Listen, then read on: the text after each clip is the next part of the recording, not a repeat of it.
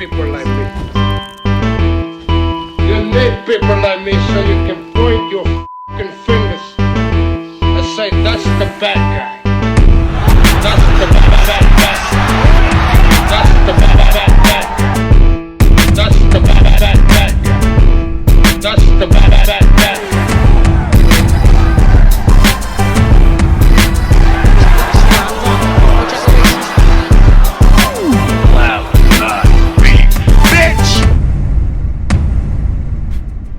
Welcome to the motherfucking relay. We're covering today's top boxing news.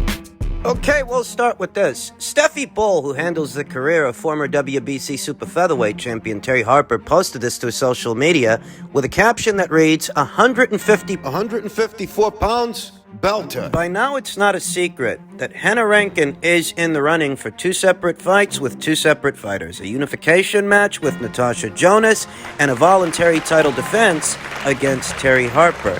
And because Steffi Bull is posting this, you get the sense that Terry is still in the running, and she wouldn't go up to 154 pounds for just anyone. If she were going to go all the way up there from 135, it's got to be for a title fight. It's got to be for a title. It's not going to be for Natasha Jonas's title because Natasha Jonas is on the rival platform. She's over there at Sky and Boxer. Can't be for the green belt, the WBC title, because the story was Patricia Bergoult was going to be fighting Cecilia Brækhus, and now she may be fighting Marie-Eve Dicaire. Gonna have to give that story a look. Something I heard the night of the Kim Clavel versus Yesenia Gomez fight. That the 154-pound IBF champion of Canada, Marie-Eve Dicaire, may be fast-tracked right into a unification match with that division's WBC champion, and we'll see if that story pans out. Better still, Terry Harper wouldn't be going all the way up to junior middleweight for no reason. Not for a run-of-the-mill fight. She were going up there, it would have to be for a title, presumably Hannah Rankin's title. You know, initially I thought that Hannah might end up facing Natasha Jonas on the undercard of Shields versus Marshall. Initially, what I figured is that the people over there at Sky Sports and Boxer were doing their due diligence to book several significant fights and important matches for this all-female card. They went as far as getting the Alicia Baumgartner versus Michaela Mayer super featherweight unification match as the co-main event to the main event. Based on that, I figured they likely wanted to get Natasha Jonas versus Hannah Rankin, that junior middleweight unification match. They likely wanted to schedule that fight for that undercard as well, but given this post from Steffi Bull, and that there has been no official announcement made yet as to who it is Hannah Rankin is going to be fighting. I don't know. Maybe it's Terry that ends up getting the fight. Maybe it's Terry that Hannah ends up fighting. Just a refresher, Terry Harper, like Natasha Jonas, is a naturally smaller fighter that would be moving up in weight to junior middleweight. And because of that, she's going to be faster than your average junior middleweight. Whenever a naturally smaller fighter moves up in weight, there's always a question as to whether or not their power will carry. Terry Harper, at least in the past, has proven to be one of the stronger punchers at 130 pounds, one of the stronger hard-hitting super featherweights, and there's a legitimate question there. A super featherweight that very recently moved up to lightweight, now moving up to junior middleweight potentially, what's their power going to be like? Well, she won't be the strongest puncher at the weight, so let's just get that right out of the way. No, not the strongest, but perhaps she might have the edge in speed. And speed kills. Speed, as we all know, has its role to play. Speed in and of itself can be quite disarming. Take the Kim Clavel versus Yesenia Gomez fight we just saw this past weekend. While Kim Clavel wasn't necessarily the harder puncher, she had the faster hands of the two. And the combination punching from Kim Clavel was able to disarm Yesenia Gomez. There was too much coming in too fast for Yesenia, even though Yesenia looked to be the harder puncher. You hear it all the time. Speed kills. And if Terry goes to 154 pounds, while she might not be the biggest junior middleweight or the strongest, she may be on the faster, much faster end of the spectrum because she is a naturally smaller fighter. Perhaps more athletic even than most other junior middleweights. She may be lacking in some areas, but have an edge in others. I think she'll certainly be faster than Hannah Rankin. As Hannah Rankin, she's tough, she's durable, she's experienced, but blistering hand speed has never been Hannah Rankin's signature. It's never been her calling card. And at that weight, there may be a noticeable difference in hand speed between Terry Harper and Hannah Rankin. Durability and experience might have to go to Hannah, but speed and athleticism, that may have to go to Team Harper, who aren't ones to shy away from a tough fight, shy away from a challenge. From the time that she took on long-reigning WBC champion Eva Wahlstrom and won that fight, to more recently making the decision to take on Alicia Baumgartner, coming off a surgery and a layoff, to potentially moving up to junior middleweight for a WBA title. You can't accuse Team Harper of shying away from tough fights, from tough challenges. They must really like their chances if they're endeavoring to become junior middleweight champions. It's ballsy, it's dangerous, but winnable. Terry will have some advantages, and because Steffi Bull is still talking about a move upstairs to junior middleweight, you get the sense that they are inching closer to a Henna Rankin fight. Short of an official announcement, that's the look of it. It looks like Terry Harper could be challenging Henna Rankin for the WBA title in the near future. In men's super lightweight news, a story that broke late yesterday, I'm sure most of you have heard by now, with Jose Ramirez stepping down. Former champion Regis Prograis now has the chance to fight Jose Zepada for the newly vacated green belt, the WBC title. The WBC formally ordered the fight on Sunday evening and informed both parties that a purse bid will be held on August 30th if no deal is struck. Not but a few weeks ago, Regis Prograis was complaining that all these other guys were being lined up for title shots and he wasn't. As luck would have it, Jose Ramirez is getting married. That's the reason he's stepping away from this mandated fight, this mandated rematch, I should say, between himself and Jose Zepada. Ramirez has scrapped plans for a vacant title rematch with Jose Zepada. A rematch that was ordered by the WBC that he's stepping away from due to a conflict with his wedding in October. A Ramirez spokesperson said in a statement provided to ESPN. Jose Zepada is promoted by Zanfer Promotions, the Mexican-based outfit south of the border that does a lot of business with Top Rank here stateside. Regis Prograis is promoted by Probellum. Back when all that Daniel Kinahan stuff was going on, a few weeks ago, you heard Bob Arum say that people at Top Rank ain't gonna do no business with Probellum fighters and Probellum as an outfit. But afterwards, you saw the Inoue versus Donaire rematch take place, and Nonito Donaire is a Probellum fighter. The official letter from the WBC was issued out to Fernando Beltran of Zanfer and Richard Schaefer of Probellum. There's no mention of Top Rank being anywhere in there, but rest assured, they're in the picture because Probellum doesn't have a broadcast partner in the United States, and I don't think Fernando Beltran is going to helm this promotion on his own, by himself. In some way, shape, or form, I get the sense that Top Rank is going to be involved. The inner workings of Probellum being as murky as they are, and the tenuous associations made with Daniel Kinahan in reference to the fledgling promotional outfit that in many ways is the new kid on the block, I don't rule out the possibility that maybe they try to get Jose Zepada to come over to their side of things, but in all likelihood, I don't rule it out, it's possible. but I feel like it's likelier than not that Top Rank ends up carrying the fight. Top Rank ends up footing the bill in order to show it on the ESPN platform, and I must admit that I like this fight even better than I like the Jose Zepada versus Jose Ramirez rematch because we saw that already. This fight is an even better, more intriguing fight than that fight because while Regis Prograis is a former champion, And one of the hardest punchers at this weight, Regis's quality of competition really hasn't been great the last couple of years, whereas Jose Zapata's quality of competition has been a little bit more interesting. That fight of the year he had with Ivan Baranchyk, that highlight reel knockout over Josue Vargas. they're both southpaws, they're both very experienced. Capable, two of the more dangerous guys at 140 pounds, which is a very, very deep division that's fast becoming deeper, as Teofimo Lopez is set to make his 140-pound debut very soon against Pedro Campas. Ryan Garcia just moved up to 140 pounds. 140-pound division, super lightweight division, is set to be the epicenter for a lot of interesting situations, this being one among them. Regis Prograis talked about this himself, saying he's determined to stay at 140 pounds because of the potential influx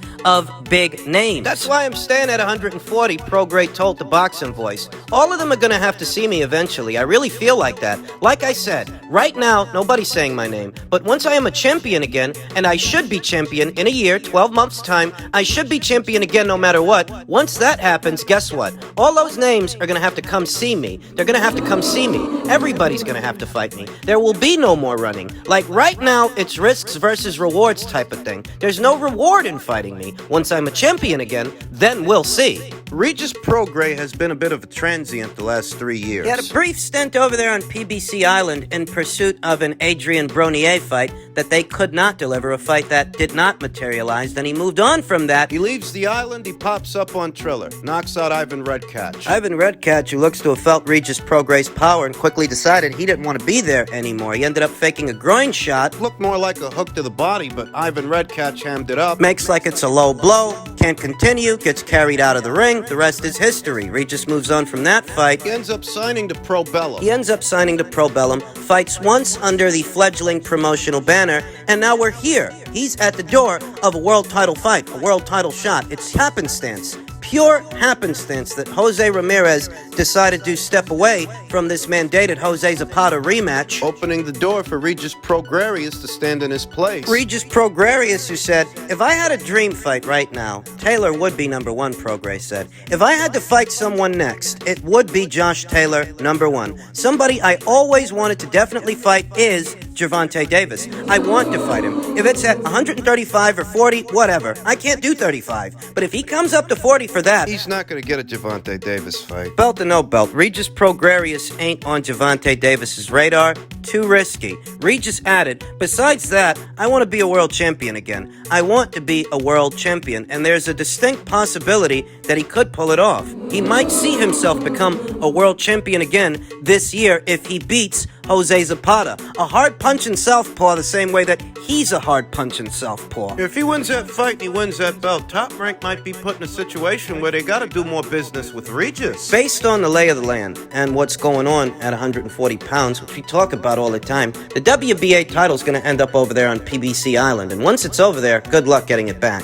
Very soon, Jeremias Ponce and Subriel Matias, they're going to be fighting for an IBF interim slot in order to become the mandatory challenger for the red belt, the IBF title. Yet another interesting situation. That fight between Subriel Matias and Jeremias Ponce is set to go down over there on PBC Island. It creates an interesting situation for Josh Taylor, as the winner of that fight would become a mandatory that he must satisfy. Assuming he beats Jack Catterall in their upcoming rematch, and I think he can. I think he will. Top Rank has had the run of the place at 140 pounds for the longest time because that's where all those alphabet titles have been up until recently. Josh Taylor vacated the WBA title. When the time comes, will he also vacate the IBF? Will that title end up on PBC Island? Hypothetically speaking, if it does, they can still move to have the green belt on their side of things. Whether Jose Zepada ends up beating Regis or Regis ends up beating Jose Zepada. Well, they already do business with Jose Zepada, and if Regis beats him, they can do business with him. Suddenly, a Regis Prograis versus Josh Taylor rematch becomes a distinct possibility, as well as other fights like Regis Prograis versus Teofimio Lopez. A fight with Jose Ramirez when he comes back from his wedding. So even if, hypothetically speaking,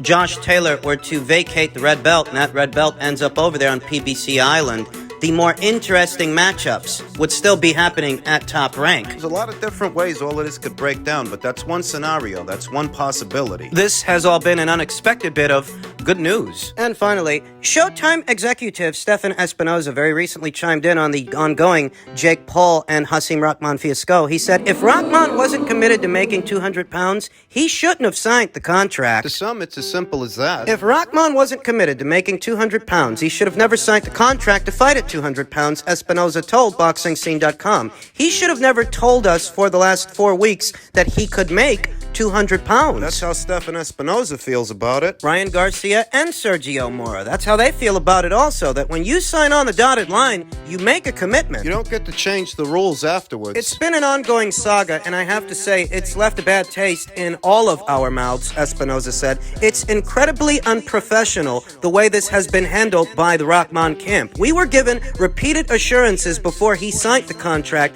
that he was fine with 200 pounds. He signed a contract for 200 pounds. For various reasons, the commission asked that it be changed to 205 pounds. Jake agreed to that. And then Saturday, out of the blue, we get word that Rahman wants to weigh in at 215 pounds. If he weighs in at 215, he could enter the ring at 225, 230, and that is an unsafe difference in weight. Stefan Espinoza is essentially corroborating Jake Paul's account of events. Because that's the story, according to Jake Paul. It was a massive opportunity for Hasim Rahman Jr., Espinoza said, "I'm very surprised it went this way and very disappointed. More than that, I'm disappointed for every other fighter on this card who held up, their part of the bargain, who were professionals, who've been preparing for the last 4 to 6 weeks, if not longer." Late yesterday, Hasim Rahman spoke with CompuBox's Dan Canobio, along with his handler, Serafina, who you might be familiar with as she used to handle the career of Jarrell Miller before the Ped fiasco. They lowballed him so crazy when they offered Tommy Fury $2 million and they offer my man $250. That's like spitting in his fucking face. Then why'd you sign the contract? And then you want him to come down to 200 pounds? He agreed to it. But you did sign the contract. I mean, there's contracts are out there. You sign it. That's what you do. But then you are going to go back on some of the stipulations that were in the contract. This is the thing. I didn't go back on it. I wasn't the one that asked for the weight checks. I didn't ask for the weight checks. I never agreed to do no weight checks. Mm-hmm. I never agreed to have my weight monitored for the entirety of the camp. I didn't know that was what was going to happen. But was that in the contract? I mean, it's not something as your team should look over. I mean, your contracts are contracts. I mean, what do you want me to do? Even though it's not in the contract, you want me to not hop on the scale and cancel the fight 3-4 weeks out? Mm-hmm. That's crazy.